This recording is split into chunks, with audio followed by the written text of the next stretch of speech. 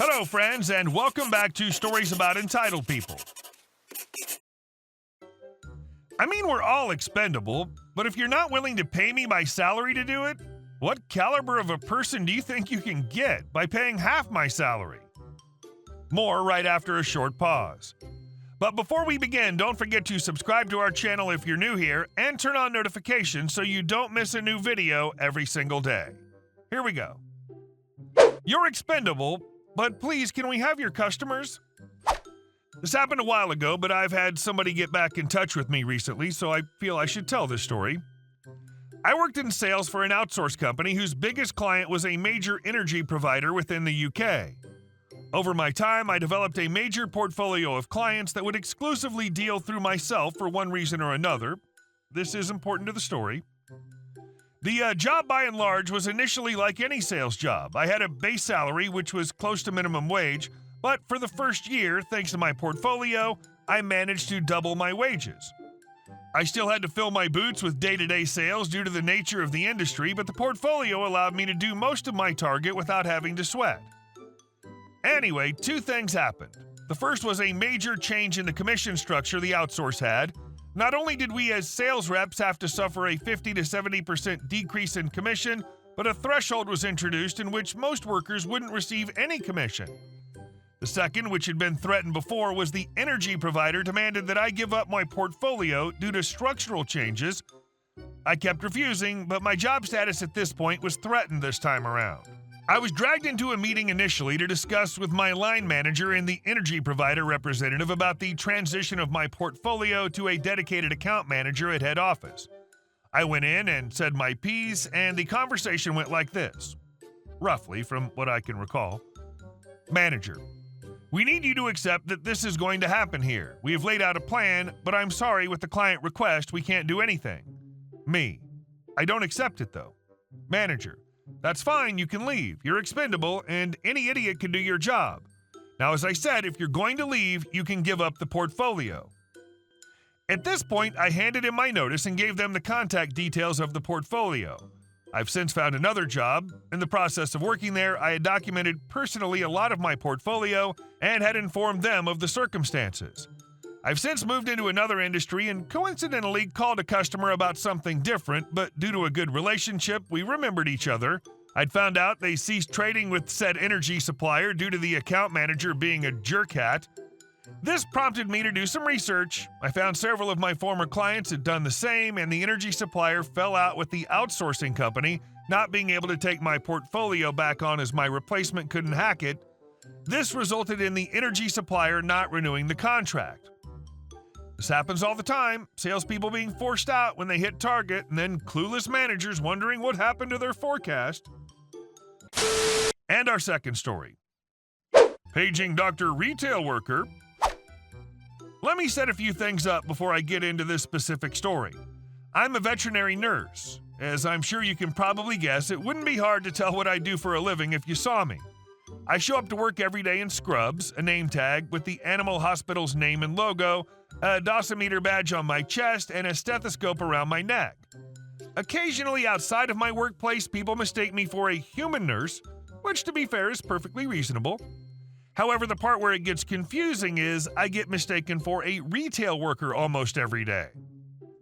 See, the animal hospital I work for is a notorious corporate chain which is almost always housed by a very popular pet supply store. For the record, they're two entirely different companies despite the fact that they share a building. So occasionally throughout the day, if I have to take the hazmat to the loading dock for disposal or go to the public bathroom, our hospital does not have the luxury of having its own bathrooms, I get stopped all the time by shoppers who look at me and somehow assume I'm one of the shop clerks. Sometimes I'm able to help them out, but most of the time they either have a question I can't answer or need me to do something I'm not authorized to do. So usually we have the polite but awkward exchange of, "I don't work here, sorry," and they go on to find someone who can help. One busy summer weekend, the hospital was swamped. We're talking 10 surgeries, 3 active doctors on duty, over 80 booked appointments. It was mayhem. Of course, it would be a day we were getting run ragged by the hectic schedule when the store clerk who sold small pets noticed one of her hamsters was very sick, so we of course told her to bring him over and we'd see what we could do for him. Unfortunately, the poor little guy wound up having a pretty grim prognosis, and we weren't going to be able to save him. I tried to call the girl selling small pets to tell her the bad news, but she was swamped with customers and couldn't answer the phone. I felt bad because she genuinely seemed worried and I didn't want to leave her wondering, so I told the doctor to hold off for a minute and decided to go over to the store area to tell her in person. I got to the small pet section of the store trying to spot the same girl who brought the hamster over, but she seemed to be off somewhere else at the time. Enter Supermom. If you opened up a dictionary and looked for the word soccer mom, I guarantee you'd find a picture of this lady in it. We're talking yoga pants that have never seen a gym, Crocs, the classic "let me speak to your manager" haircut, complete with two obnoxious whiny children running wildly around the store and bothering everyone. I guess I'd been tuning her out for some time because the "excuse me ma'am" I heard sounded like it had been the 10th one. I turned to look at her, looked around at everyone else near me, and pointed at myself. Me. Are you talking to me? Supermom. Finally, I've been trying to get your attention forever now. My son wants a guinea pig. Get one out for us. Me. Sorry ma'am, I'm a vet nurse. I don't work here. I'm actually looking for the girl who does, so if I see her, I can probably ask her to get one for you. Supermom. You look like you work here. I've been waiting to get a guinea pig for 20 minutes now, so you're going to need to go get one for me. At this point, I was starting to get uncomfortable. I'm a bit of a coward, and I'm not at all good dealing with aggressive people. It's why I, like most people I work with, wound up in the veterinary field instead of general medicine. Me. I'm wearing scrubs and a stethoscope. I don't even have a key to the kennels. I'm sorry, I seriously can't get one out for you. Supermom. Oh my God, you're useless. I want to see your manager now. Finally descending from the crowd like a merciful angel from the heavens was the girl who brought me the hamster that morning. She looked like her day was going just about as crazy as mine was. Supermom. Excuse me, are you the manager? Store clerk. I'm in charge of the small pets department, yeah. What can I help you with today? Supermom. Your employee is being so disrespectful. I've been waiting around for 20 damn minutes trying to get a guinea pig for my son, and now she's trying to pretend like she doesn't even work here. The store clerk gave me a weird look and turned back to Supermom. Store clerk. She's a nurse at the animal hospital. I can get you a guinea pig in a minute if you like. What are you doing here anyway, OP? Very much regretting my decisions at this point, I now had to awkwardly stand there in front of Supermom and tell the store clerk that her hamster wasn't going to make it. Supermom had enough of us and stormed off in a random direction, and I'm glad to say I never saw or heard of her or her demon spawn again. The store clerk came back to the hospital with me to say goodbye to the poor hamster before we put him to rest, and even though it was sad, I'm glad she was able to get a chance to see him off. And our last story. Boss's mom fired me. I, 26-year-old female, work for a large aviation company in the U.S.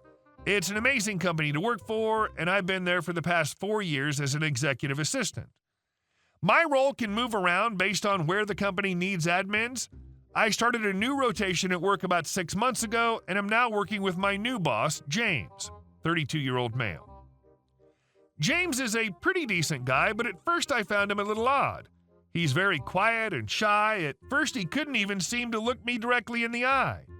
I noticed right away that he seems to be very religious.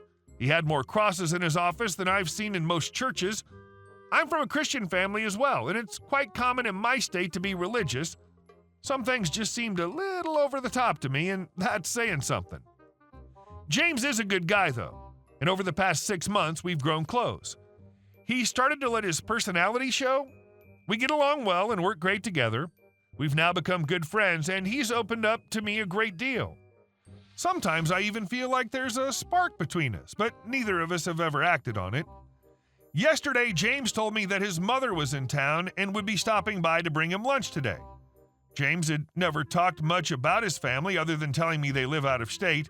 He had meetings all morning and asked me to put it in the fridge once she arrived. At 9:30 a.m., his mom arrived with his lunch. I greeted her and introduced myself as James' assistant. She just stared at me and then suddenly started to cry. I tried to ask her what was wrong, but she just yelled Bible verses at me.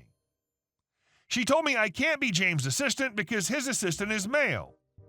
My name is unisex, so I don't know if she assumed I was male. She then demanded that I leave her son's office immediately and told me that I am fired. She went into her son's office and proceeded to lock the door. Her behavior was really frightening and I didn't know what to do.